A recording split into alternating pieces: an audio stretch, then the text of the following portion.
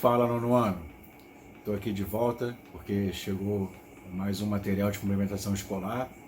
E aí lembrando que a parte de ciência vai estar sempre depois de matemática, tá? E o material dessa semana vem falando sobre o átomo, né? Sobre a estrutura dele. Então vamos começar. O átomo, ele possui um núcleo que vai conter duas partículas. Os prótons, que vão ter carga positiva, e os nêutrons, que têm carga nula.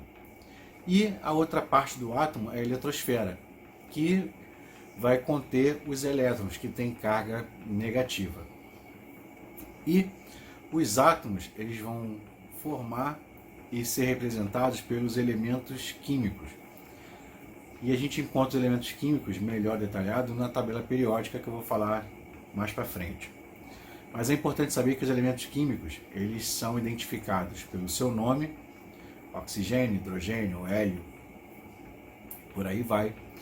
Vai ter o seu símbolo, e aí o símbolo é formado ou por uma letra maiúscula, ou quando tiver mais de uma letra. A segunda e a terceira letra desse símbolo é sempre minúsculo. E esse símbolo tem a ver com o nome do elemento químico em latim. Tá? Então por isso que às vezes o símbolo não bate com o nome do elemento químico. Além disso, o elemento químico vai possuir um número atômico, e isso vai ser muito importante, e uma massa atômica. E aí vale ressaltar o seguinte, o número atômico de um elemento químico é representado pela quantidade de prótons que vão estar dentro do núcleo daquele átomo. Então, por exemplo, o número atômico do hidrogênio é 1, porque o seu núcleo sempre vai ter um próton. Um outro exemplo, o oxigênio possui número atômico 8, porque o núcleo do átomo do oxigênio tem 8 prótons. Então, existem umas formulazinhas que ajudam a gente a identificar, inclusive tem muitas questões sobre isso. Então lembra que sempre o número atômico, que é representado pela letra Z, equivale à quantidade de prótons dentro do núcleo daquele átomo. Já a massa atômica, que é representada pela letra A, ela vai ser a soma das quantidades de prótons e nêutrons dentro do núcleo. Então, pela formulazinha, o A é igual a P mais N, onde o A é a massa atômica, P é a quantidade de prótons e o N é a quantidade de nêutrons.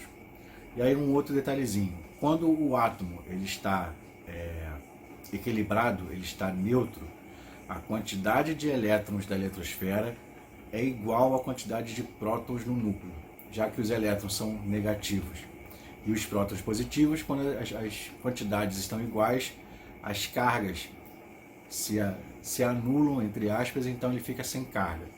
Quando ele tiver mais elétrons do que prótons, ele vai estar com uma carga negativa, e quando ele tiver menos elétrons do que prótons, ele vai estar com uma carga positiva. Por que eu não falei mais ou menos prótons? Porque lembra que eu falei do número atômico? É uma das identidades do elemento químico, uma das identidades do átomo. Então, se a gente muda a quantidade de prótons de um átomo, o elemento químico muda. Tá? Então, o hidrogênio, ele tem um próton no seu núcleo. Se ele ganhar mais um próton, ele vai passar a ter 2, ele deixa de ser hidrogênio, ele se transforma no elemento hélio. Então, aquele átomo de hidrogênio, se ele ganhar um próton a mais, ficar com 2, ele vai virar um átomo de hélio. E essa necessidade do átomo de ou ganhar um elétron ou perder um elétron para ficar estável, faz com que ele interaja com outros átomos. E aí, quando ocorre essa interação de um átomo com outro, seja para ceder, receber, compartilhar elétrons, a gente vai ter uma ligação química.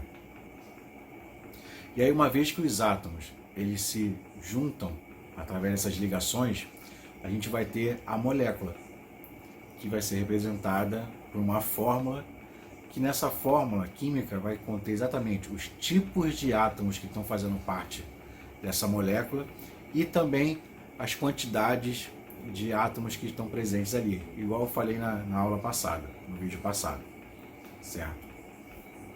E aí, agora começar a falar da tabela periódica. Tá? A tabela periódica é uma forma de organizar os elementos químicos, tá? De uma forma em que as características de cada elemento químico estejam distribuídos de uma forma que facilite essa identificação. Tá? Então, primeira coisa, a tabela periódica está organizada na ordem crescente dos números atômicos. Número atômico 1, 2, 3, 4 e por aí vai. Tá? Além disso, a gente pode observar uma tabela periódica. A gente pode ver que vai ter 7 linhas horizontais, que a gente vai chamar de período, e também a gente consegue ver 18 colunas verticais, que a gente vai chamar de grupo ou de família.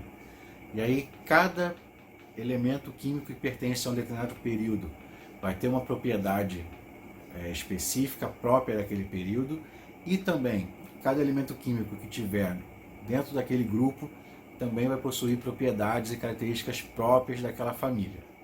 Tá? E aí também uma outra coisa importante, muitas vezes a tabela periódica está dividida em cores, porque existem 4 grandes grupos químicos dentro da tabela periódica. Tem o grupo do hidrogênio, que ele é tão específico, é tão único, que ele faz sozinho esse grupo. Tem o grupo dos metais, o grupo dos ametais, e a última coluna pertence ao grupo dos gases nobres, que vão ter esse nome porque eles já possuem a sua eletrosfera estável.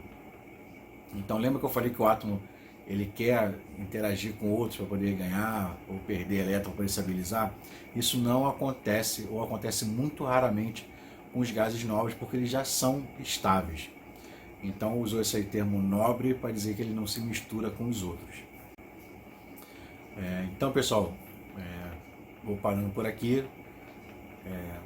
Essa parte, uma introdução, falei bem assim por leve. Se for necessário, eu volto aqui para poder explicar um pouco mais, aprofundar um pouco mais esse conteúdo, mas só com o que eu falei, com o que vocês vão achar lá na apostila de vocês, vocês conseguem resolver as questões dessa semana. Então pessoal, até a próxima e valeu!